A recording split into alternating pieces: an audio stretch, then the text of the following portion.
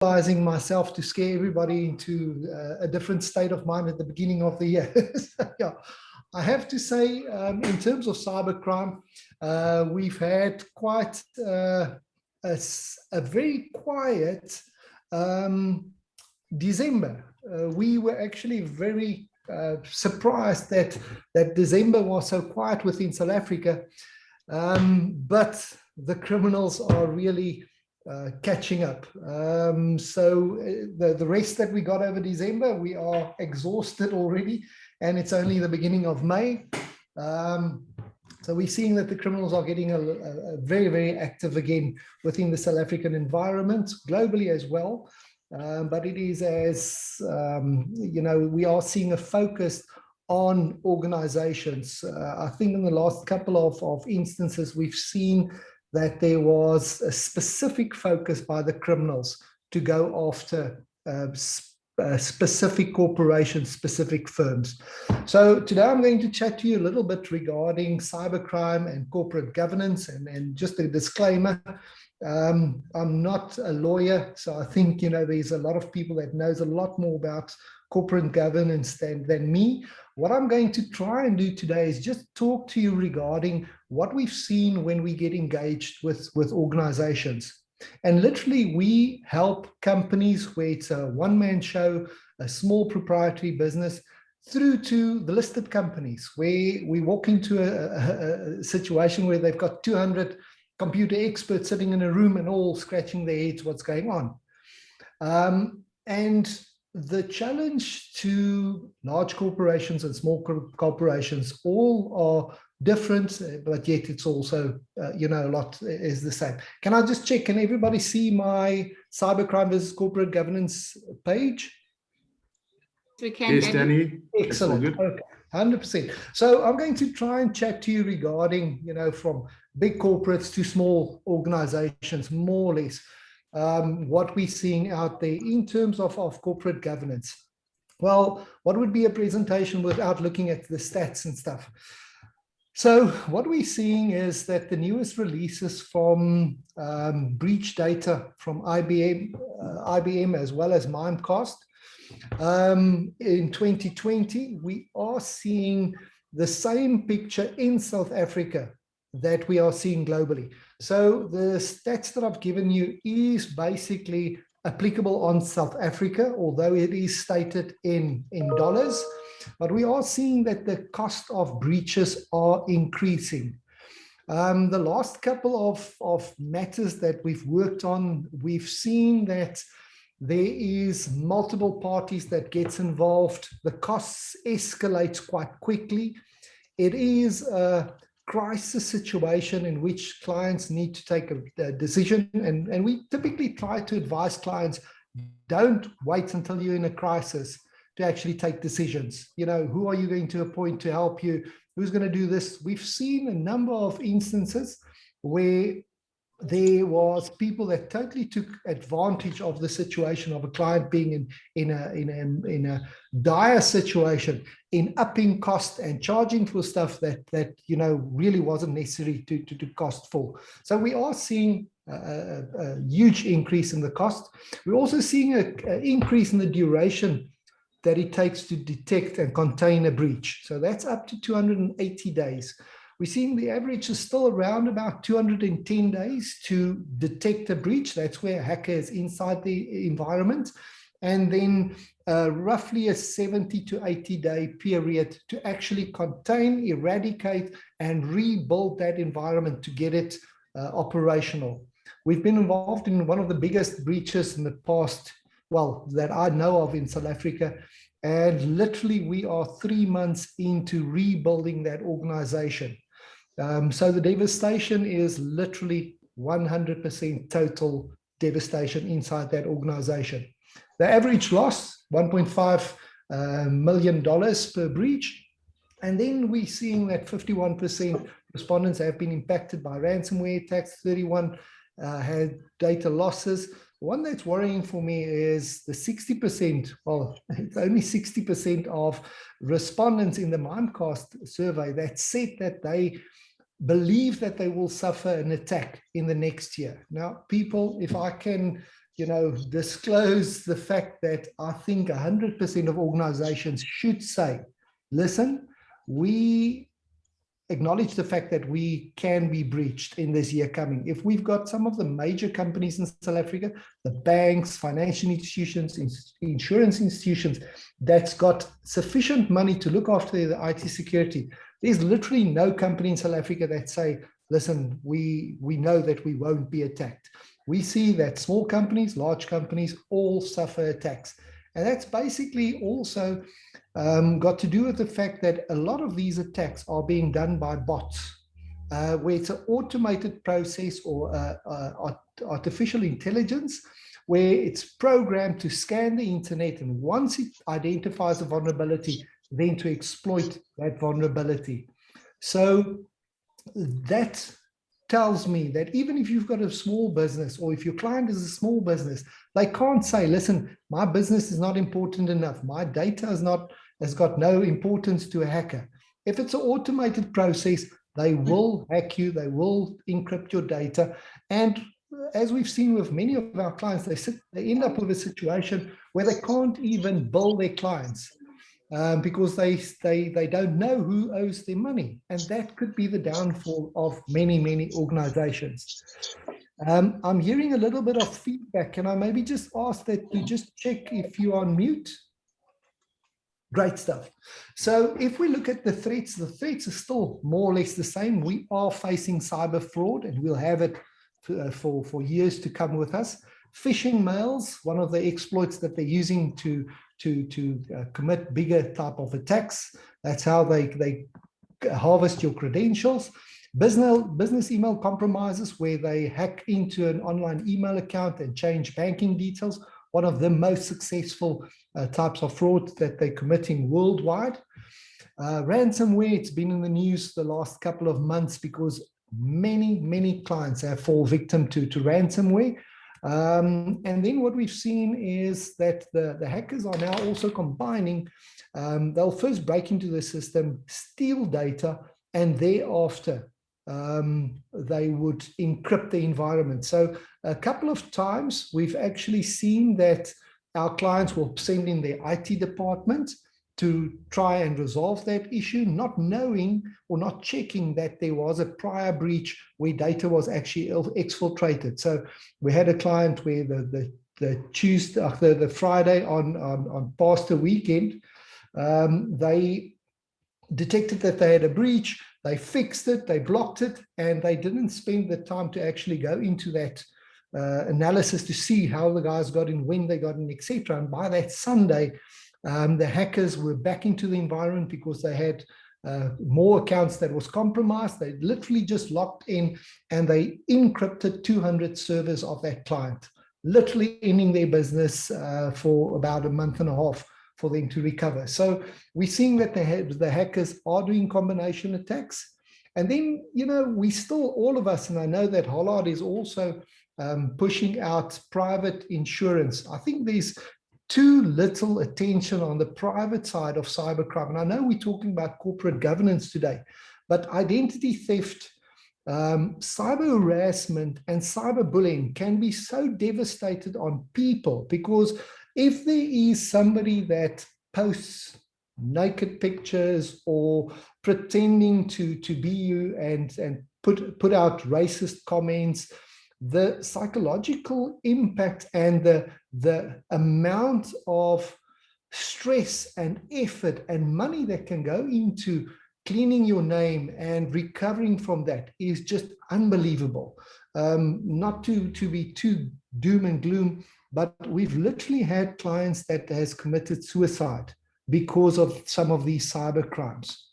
So I think, there should be a lot more emphasis on the private side of cybercrime as well, and the private aspects and benefits of cyber insurance for individuals. But okay, let's get back. If we look at corporate governance, I don't think that there's anybody in South Africa that would be able to argue with me and say that organizations and individuals has not realized what a huge threat cybercrime is to organizations.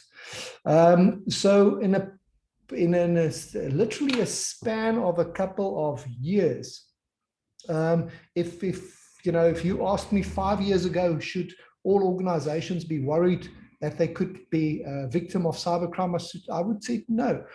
But the situation has changed in the past 2-3 years so drastically that literally every organization has taken notice of cybercrime. And as it was always also commented when we started, I think there's a big liveliness and interest within the cyber insurance environment because of this fact that criminal organizations has realized that, listen, there's literally very little that they can do to protect themselves. So, that the fallback and the most prudent thing that you can do is to protect your organization.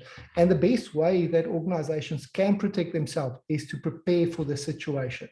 I always say, and everybody that's listened to me in the past, it's not a situation if we are hacked, it's a situation of when we are hacked, what will we do?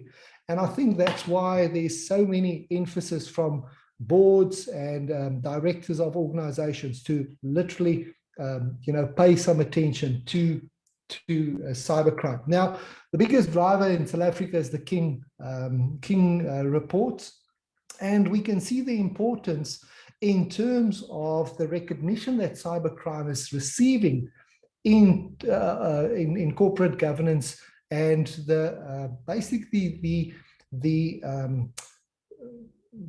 emphasis that's placed, as well as the responsibility that is now on boardrooms. We've seen in the past when we assisted organizations, you would never meet the senior management of an organization. I don't even think that the MD or the CEO of a large corporate knew the IT team. But nowadays, we've got IT people being called into board meetings, being consulted regarding security, etc. So the recognition that the IT within an organization receives has drastically escalated. Sorry, the unfortunate part that we see with this escalation, it's not always necessarily tied up one-to-one in terms of the budget spend in organizations. So we still see that companies do not necessarily spend sufficient amount on IT.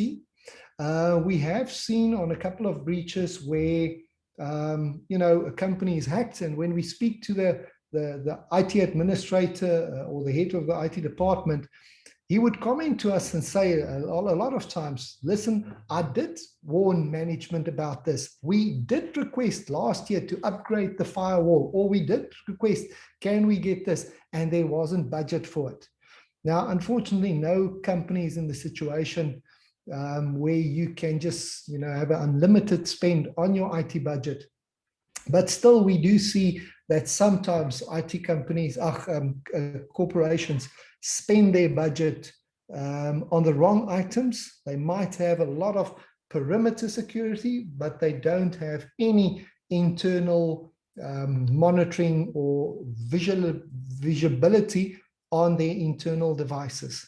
So we typically want to guide clients and say, you should have a comprehensive approach. Don't spend everything on one item, rather have a strategy over 2 or 3 years where you can build up your IT environment to a point where you've got a more comprehensive environment. I think the biggest challenge for any director and any manager and any client out there is that they don't understand what they can't see. And IT, unfortunately, is one of those areas where the normal person doesn't understand it. It's this big black environment. You can't get a director to walk over to a server and just check it from the outside to see, is this thing safe? If you get to your house, you can have a look at your house compared to your neighbors. You can see that, listen, you've got maybe electric fencing, your neighbors doesn't have it. You've got an alarm system, you've got a camera system, you've got burglar bars. So you can observe, and even the criminals out there can observe how secure your house is as opposed to the neighborhood, which would defer them from attacking you. But with IT, you typically, and any manager needs to rely on the feedback that they're getting from the IT administrator. And unfortunately, the IT administrator, what a lot of people don't know, is that sometimes they don't have all that experience. You know, they might never have faced a hacking situation in their life, or they've never even had sufficient training within a security environment. They grew up with the business. We see quite a lot of IT guys, you know, they inherit the responsibility of looking after the IT when it's 2 or 3 people. And now the organization has grown to 40 or 50 or 100 people, and they still have the same IT person that actually just started as a desktop support type person. He doesn't have the skills to actually be able to support the organization on that level. So I think that's why a lot of directors and managers are quite worried about the security environment, and rightfully so as well. So if we look at the physical environment, what we've seen with clients, and you know, where we started a couple of years ago, some of the clients, we typically get involved with organizations, and we're also reporting back to their lawyers. So a lot of our investigations are never published or never becomes known.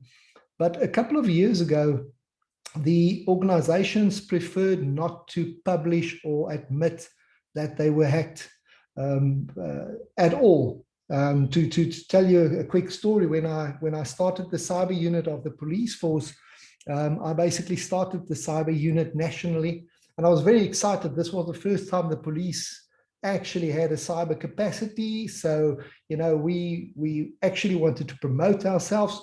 So I thought, let me phone some of the forensic departments at the banks and, you know, just tell them we're there. So I picked up the phone and I phoned all the major banks and I said, listen, this is our telephone number. If you are hacked, if you need anything in terms of cybercrime, we are your friendly police force, give us a call. And all the banks just told me, we've never been hacked, we never will be hacked, and we'll never admit if we've been hacked. But that has changed over the years, largely to the fact that I think social media has started playing such a huge role in terms of people distributing and talking about these matters. It leaks out, as well as the fact that I think a lot of organizations is now admitting that, listen, they can fall prey to it. You know, if there's a major bank or financial institution or insurance company that can admit and publish that they were hacked, then, you know, it becomes easier for other organizations to also report it. So we see that a lot of our clients is in the situation or the mindset of, number one, do we talk about it or not? Do we report it or not? Now that choice, I think, is a rather simple one in terms of, I don't think every situation is exactly the same, but every organization does have legal responsibility in terms of the POPIA Act that's being that's coming into play. So we've seen for the past 6 months, where we've been involved since last year, June, basically, all the advice that we've received from the law firms that was engaged with us on some of these breaches have already advised their clients that they should notify the information regulator. Although it's not required already, the advice is to already start cooperating with the information regulator. And as such, we've already had situations where the regulator has appointed people to come and monitor or have oversight on the whole investigation and the handling of that incident, and requested that we actually submit our reports to the information regulator. So they are really serious about their role. I think to the point that I do foresee that they might not get to all the security breaches because there's just so many, but I don't know if the information regulator would actually be able to attend to all of them. But we need to be aware of the requirements of the POPIA Act. And I think, as it's been mentioned, you are going to get some more guidance in terms of the POPIA Act as well. So there's also different regulatory requirements on industries, the medical field, or if you're in the financial environment, there are different bodies that you need to report to. We've also seen that there's some requirements in contracts between companies in terms of disclosing these type of breaches in a timely manner within a certain period, etc. And all of that needs to be adhered to because of the fact that I think in terms of the director's fiduciary duties, there can be actions taken against the director if they don't act in the most appropriate or the correct fashion as required by regulatory requirements or laws. So we also have some requirements by the Financial Intelligence Center, the protection of this constitutional democracy against terrorist related activities, as well as the prevention and combating of corrupt activities, where there's a responsibility on organizations to actually report specific crimes, specific actions, if it falls within a certain criteria. So I think a good advice to any client out there is if they suffer a security breach, that they do consult a legal advisor. And I think that's one of the benefits of cybersecurity. It's not every company out there that's got a lawyer on standby. So I think, in terms of cyber insurance, that's one of the aspects that does come into play in terms of getting that legal advice, so that you make sure that you handle that situation also correctly. Number one, if you are directing an organization, the one thing is, yes, you want to protect your organization, but also not to the cost of putting yourself in harm's way by acting incorrectly, acting against some legal regulation or a regulatory requirement. So it's one thing protecting the organization, but I think you also need to look after your own interest. And not everybody is aware of all of these regulatory requirements and legal aspects to a cyber breach. So I think, rather point a person to a competent lawyer in that environment that can actually help them. A lot of times your smaller law firms or your smaller lawyers, they are typically helping clients with contracts or personnel issues. They don't know about these IT-related legislation and criminal legislation that does come into play. A big other question that also we're faced with a lot of times with clients is, is it a criminal act to pay the ransom? So the legal advice that we've seen in the majority of cases, well, all of the cases from the lawyers, was that it is not an offense to pay a ransom, although there are international legislation that says you cannot pay ransom to a terrorist organization that's defined or that's identified. And that's typically under your OFAC that I've got listed there, which is your American identification of international terrorist groups, specifically, focused on international terrorist groups, etc. So if it is not a terrorist group, if it is a criminal syndicate that is specializing in cyber type of attacks, typically that is not a criminal offense, but there are local requirements that we need to adhere to. So there is some requirements from our Financial Information Center that we need to adhere to. There could be some requirements from SARS, as well as the Reserve Bank, in the sense that we are making payments to unknown persons. There is no aspect that you can actually know your client in that situation because you're paying ransom. And also we've got the angle that the money is actually going out of South African, out of South Africa. So how do you do a swift payment to a criminal syndicate? So there are a minefield of aspects that you need to consider. And again, that is where cyber insurance comes into play, because these type of services is what we provide to clients in that crisis situation. We've done many negotiations, and we've handled many of these payments as well. The procurement of Bitcoin, the payment of it, etc., and making sure that that the whole process is legal, as well as that we actually get the decryption keys and that we get the data back, etc. What we have seen in the past couple of months as well is that some of the ransom amounts has climbed drastically. So in the past, we got away with 1 Bitcoin or a 0.5% of a Bitcoin. We've seen internationally that there has been a ransom demand for 50 million US. Locally in South Africa, we've seen as high as in the region of 88 million rand ransom being charged. So the amounts are definitely going up, and the criminals is successful in getting those type of amounts paid. So that's why they are pushing up the price. If they weren't getting money, they would have, like a good salesman, dropped the price. But we are seeing that they are pushing the prices up. So in terms of looking at, just some of the basics that an organization can look at, we typically advise clients to focus on 3 legs: prevention, detection, and response.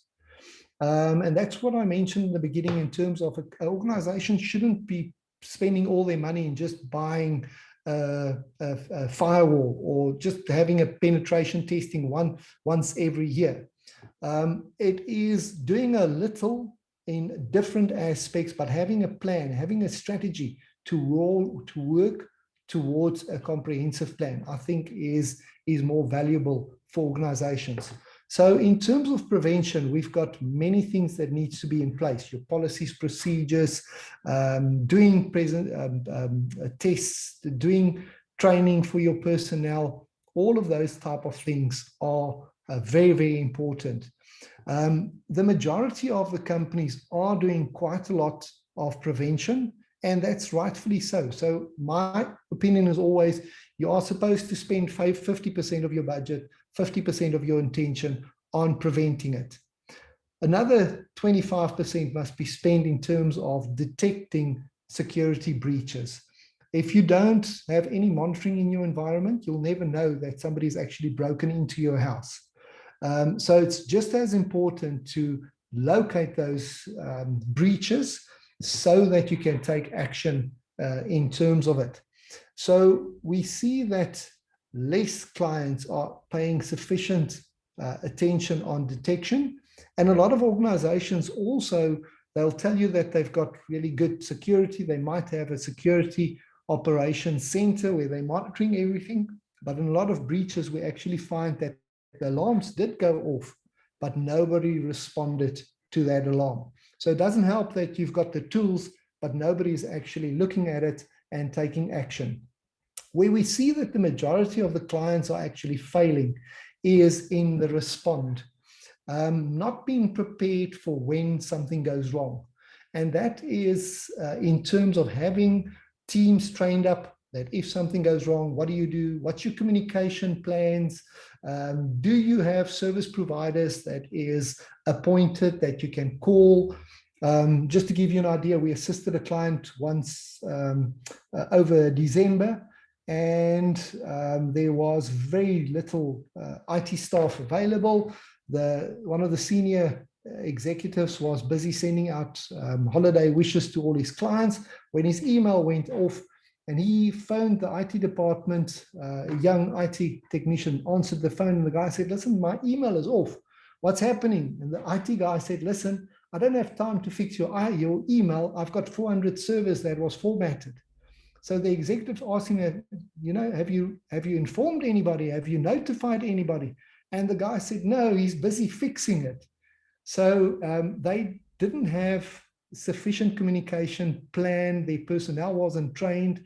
And that's why the IT guy ended up trying to fix the problem instead of activating the right resources to actually address this it's not every day that 400 servers are formatted in an organization. So we see that even the listed companies don't pay enough attention to how do they respond to these type of situations. And lastly, what's very important is how an organization recovers from a security breach. That is literally one of the most important aspects. And Ryan is Ryan from I2 is an excellent person to give you guidance in this regard, because we see that, if we acknowledge the fact that all organizations can be hacked, even our banks are vulnerable, then the only thing that small organizations can do is to prepare for it. And the way in which you can recover from a breach like this is, number one, by having backups and offline backups. And the answer is simple. It's straightforward to have backups of your operating system and your data that's secure. If you've got backups, yes, you might suffer a security attack, but you will recover in a very short period at a very low cost. If you don't have backups, literally, we've had big organizations that has got no idea who owes their money. They've got no idea who they need to invoice, what work has been done, etc. So if you lose your mail, you lose your finance system. If you're a big organization, how do you recover from that? How do you know what your financial situation is? So the number one thing to recover from a security breach is to have offline backups that's actually working. Number two, to have cyber insurance. And I'm not a salesman for cyber insurance, but literally I'm dealing with clients that has got insurance and clients that's got no insurance. The ones that's got insurance go through the situation like a breeze. Yes, it's very stressful for them. Yes, it's exactly the same, but they recover from it. They move on. They still exist. Where some of our clients that doesn't have cyber insurance close down their business, cannot recover from this, doesn't have the finances available to actually do what needs to be done in a very short time. So that's why I list cyber insurance as a high priority under recovering from one of these things. And, for me, if an organization pays attention to these type of things, there would be, in terms of prevention, detection, response, and recovery, there would be no further requirements, literally, from my point of view, in terms of corporate governance, because literally through doing those type of things, you can address all those requirements. That is more or less what I have for us for today. If there's any questions. Thanks, Danny. A very, very interesting session. Short and sweet. I think the message is very clear. I think everyone in this session is at risk themselves, as well as all of our clients. And I think in the next couple of years, we're going to see a very, as we've seen over the last 3 or 4 years, a very big uptake in cyber insurance. I think a few years back, it was something that was, it'll never happen to me, as you suggested with the banks. I think it's just something that's a reality these days, especially considering the pandemic that we're going through and everything moving more online.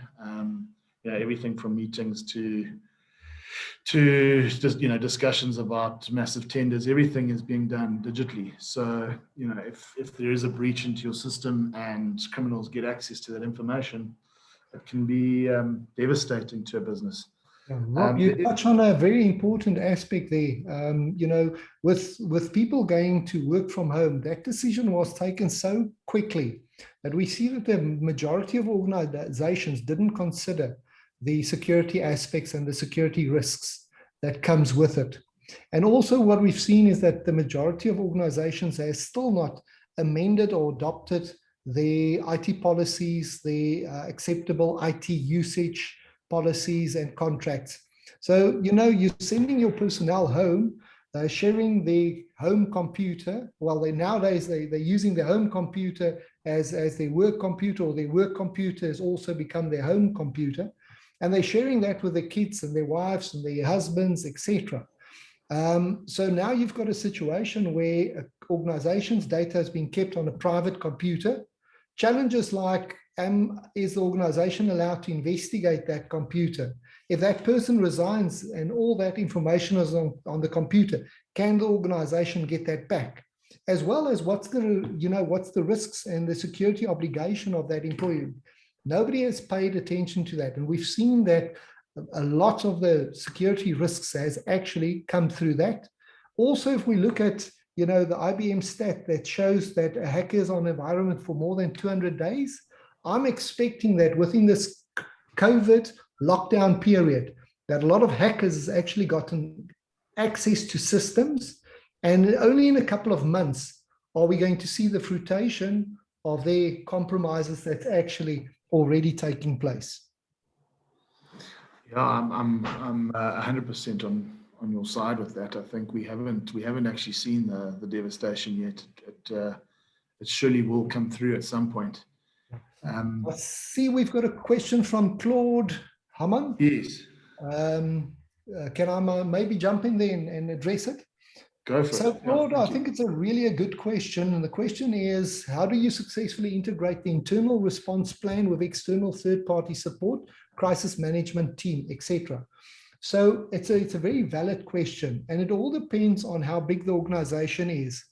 If it's a smallish organization, typically we see that if we move in, we are required to take over, stabilize the environment, eradicate that threat, and rebuild it and hand it back to the client. But if you're talking about a company like, a Standard Bank or Sasol or so, they've got quite a large internal capacity. So when we get engaged with a client, when they give us a phone call and say, we've been hacked, please come out, very quickly, we try to ascertain what their own capacity is. What can their own personnel do? What can their own service providers do?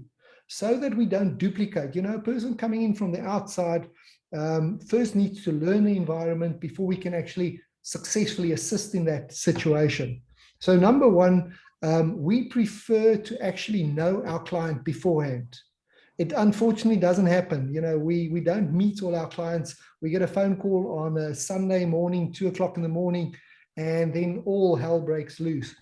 But it's the best situation to actually introduce a team like us to the client, where we can have a telephone call, where we can actually link up with them beforehand. So we also have something like a data vault that we host in a very secure environment, where clients can actually upload some detail regarding their security. So security keys, copies of some of their servers, etc. So if their environment gets devastated, that they've got a very safe data vault where they can get some of their management stuff from.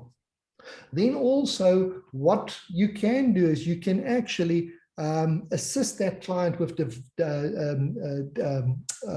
developing an incident response plan. So if they're making use of a specific service provider that looks after their firewall, to get the contact details, emergency contact details, not all organizations are providing a 24/7 call center for their clients.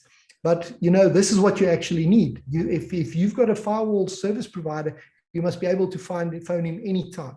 So developing that communication plan, incident response plan with all the service providers, and then you can run tests like a blue team, red team test, where you can simulate some of these attacks and actually have the different team members just playing a role. We did one during this week with one of the big insurance firms, and it's totally a virtual environment. All their personnel are sitting at home, but we could simulate who's responsible for what. And that's the best way of testing it. I don't advise this for a two-man show or a single proprietor, but where it's a substantial or medium-sized organization, it's the best to actually practice this in. I hope that's answered your question. I see Werner Joubert got his hand up. Werner, if you just want to unmute yourself.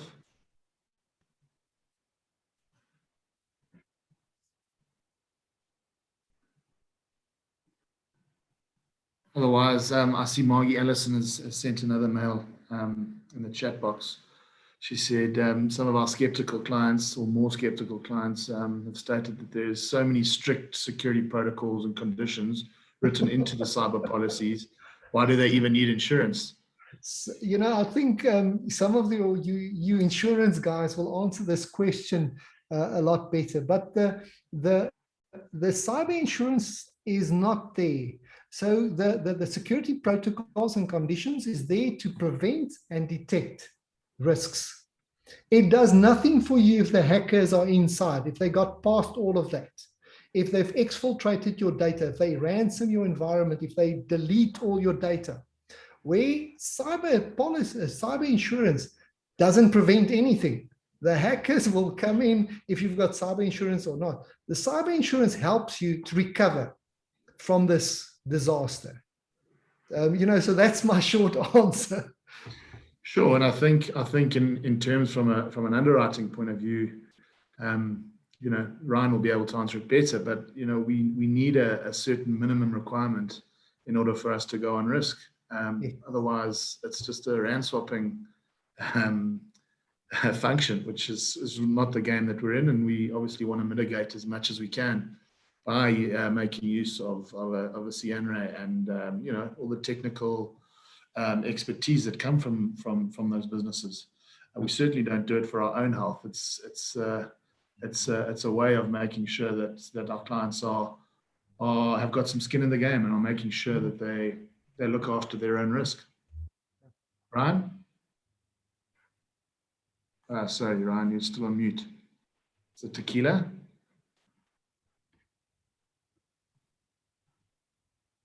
Let me just see if I can unmute you.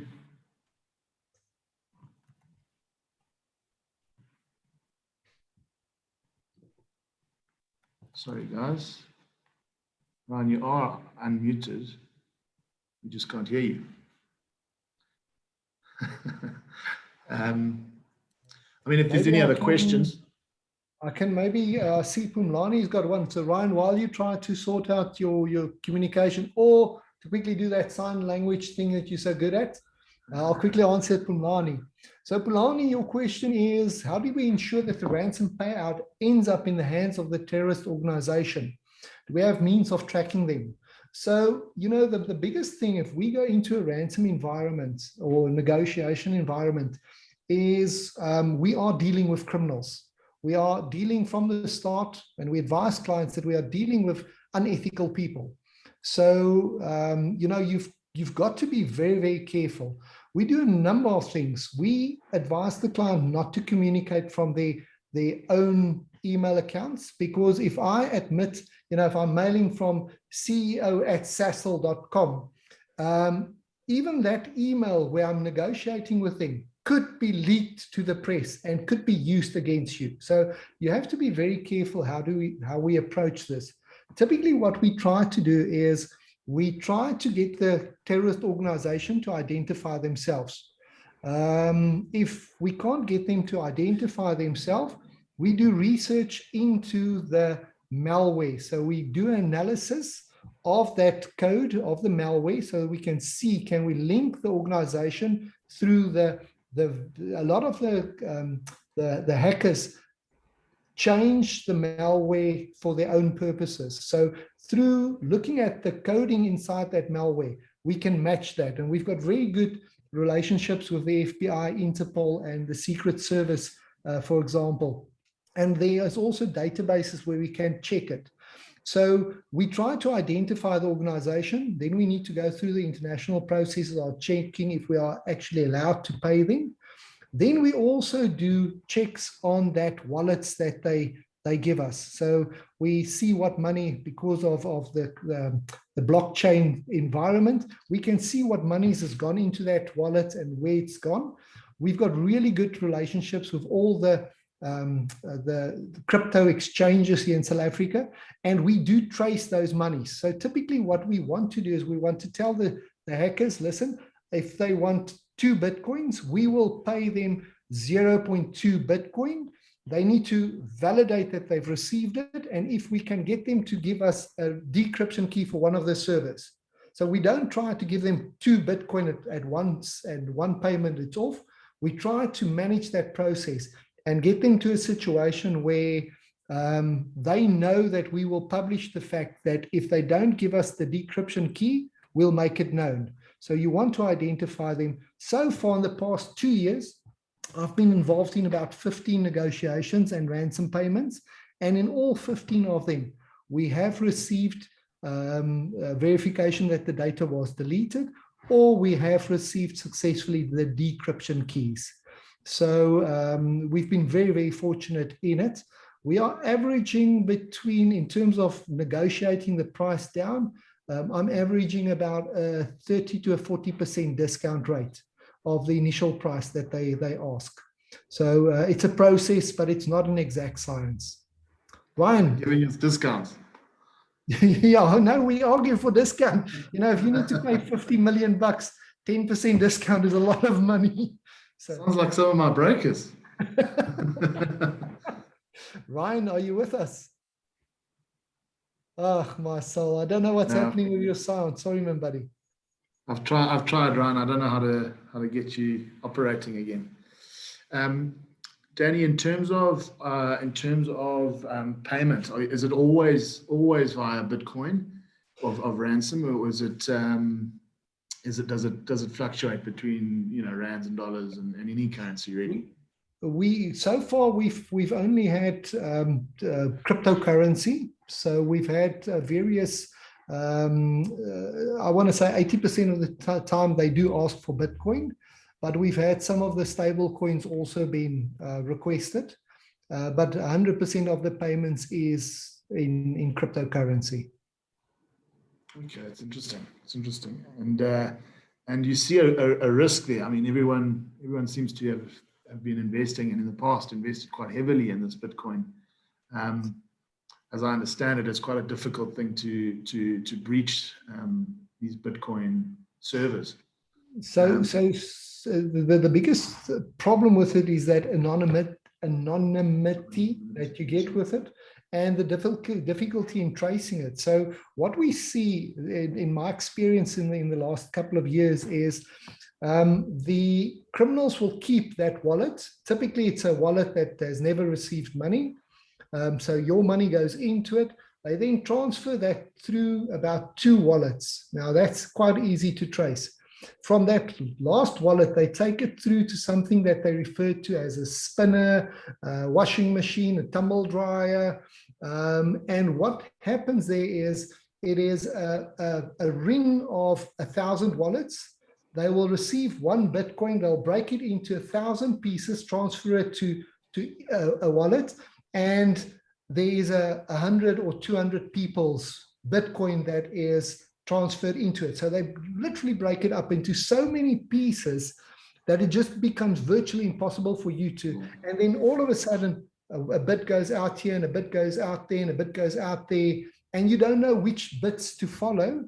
And the hackers is on the outside. So that's how they launder the cryptocurrency and make it very, very difficult for you to trace. And then obviously, you know, they can download that into a hard-coded wallet that they keep on a memory stick. They get on a plane, they fly out to China, and they cash out over there.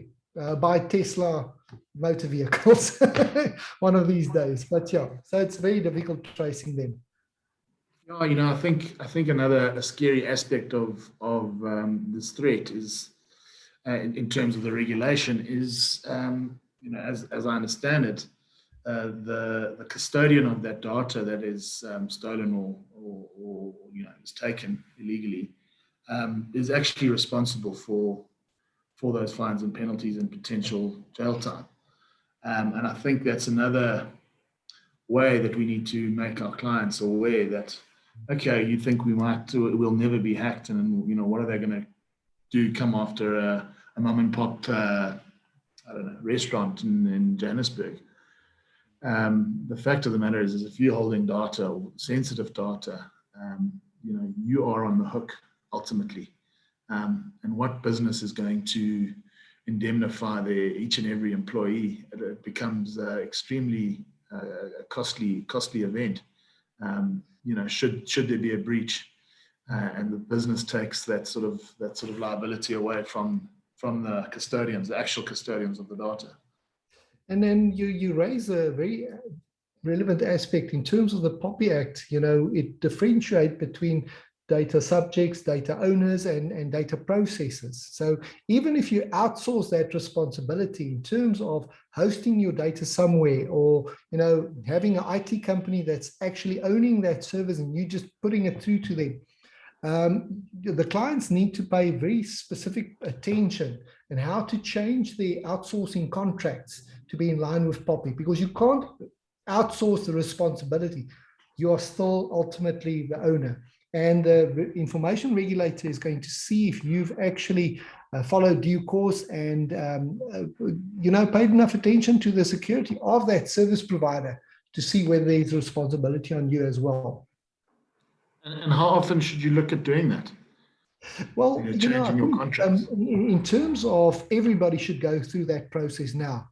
With POPIA coming into play, literally you should reconsider all your contracts. Remember, there's also an aspect, even if you've only got an IT company that's doing your server and desktop support, they've got access to that information. So you should go through a process of checking what their IT policies are. Number one, and number two, also, the companies that's giving us support, I require them to actually hold cyber insurance.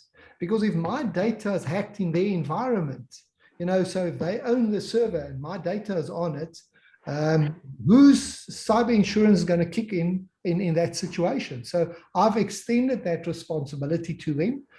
And what we've seen a couple of times is that clients are actually being compromised through their service provider. So the IT company is hacked. That IT person uses the same username and password on all his clients because he doesn't want to remember 100 username and passwords. So he's got one password, one user account, and we've had 5 companies that was hacked through their IT company that they shared, and all 5 of them were taken down. And the IT company was so small, they just closed their doors and said, sorry, we're done. We're not dealing with this. So. Yeah, it's a scary thing to sort of comprehend. I'm sure there's plenty of brokers here that use external IT companies and services. So it's something to think about as a brokerage, which I'm sure all of you studious and well-versed insurance brokers have been doing. So yeah, I mean, if there are any other questions, I see Monique Bala's got a question for us with regards to regulatory fines by the government. Regulatory body. Yeah, I would like an insurance person to answer that one. I don't know exactly what is covered. So maybe if one of the insurance guys could answer that one, or get back to Monique afterwards, and you can maybe just publish that answer if nobody can come online. In terms of the fines and penalties, yeah, I wouldn't be able to answer that myself. I'm sure if we could get Ryan off mute, he might be able to shed some light. But Monique, I'll find out and definitely get back to you.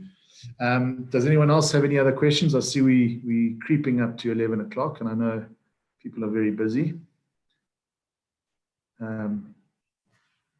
Dale. Cool. Sorry, guys. I don't think Dale's on, unless he's an attendee.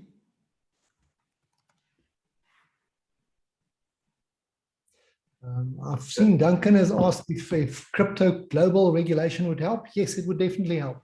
And we'll get there eventually. But in the meantime, there's a lot of, SARS and Reserve Bank and the FSCA still getting into grips with cryptocurrency. So eventually we'll be able to regulate it and trace the funds. But currently it's not possible. Rob, can you hear us? I can hear you, yeah. Okay, cool. Ryan, well, can you just ask the question for Ryan again? Shame his laptop's not working. So I see Candice has already answered it, but with regards to the regulatory fines by government regulatory bodies due to an information breach, what types of fines are covered and which aren't? So a great question, I think one that's becoming a lot more relevant. The policy caters for the data regulator fines and penalties, with the caveat to that being to the extent insurable by law. As it stands at the moment, there's no absolute clarity as to whether or not as insurers we will be able to insure those fines and penalties. So the policy does cater for it if we are able to. If, however, we can't, the client's not left high and dry, we will still cover the costs for the legal representations to the regulator, etc., to assist them.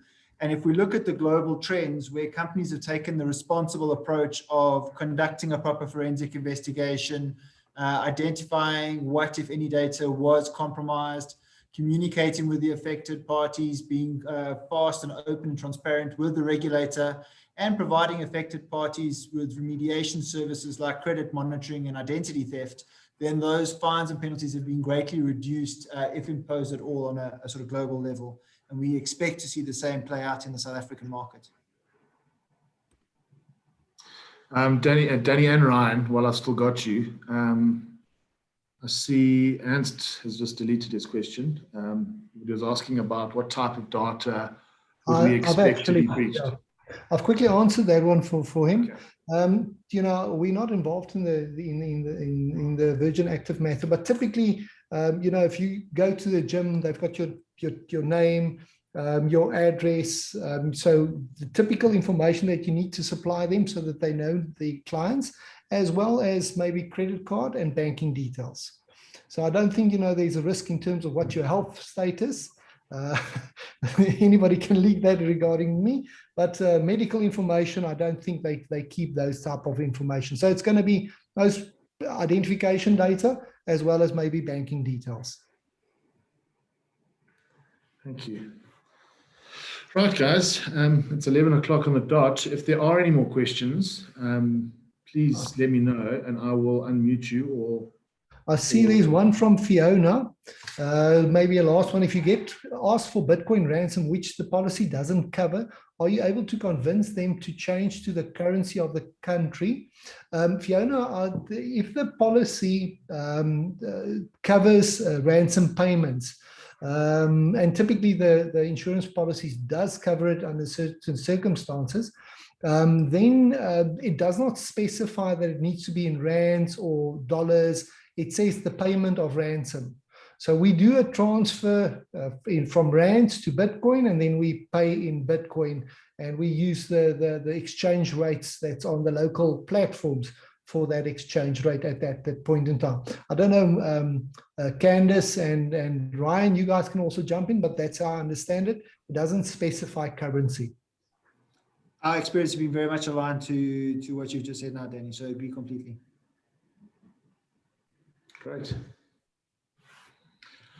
All right, guys. Well, as per usual, we will try and unmute everyone. But if you want to say goodbye, just a big thank you before we say goodbye to Danny. And we look forward to a couple more sessions like this, and working well together with you and your team.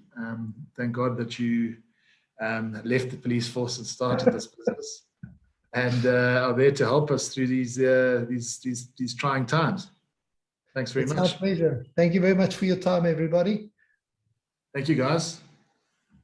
Cool. Thanks, Amal. Cheers, team. I will end the session now, guys. Thank you very much.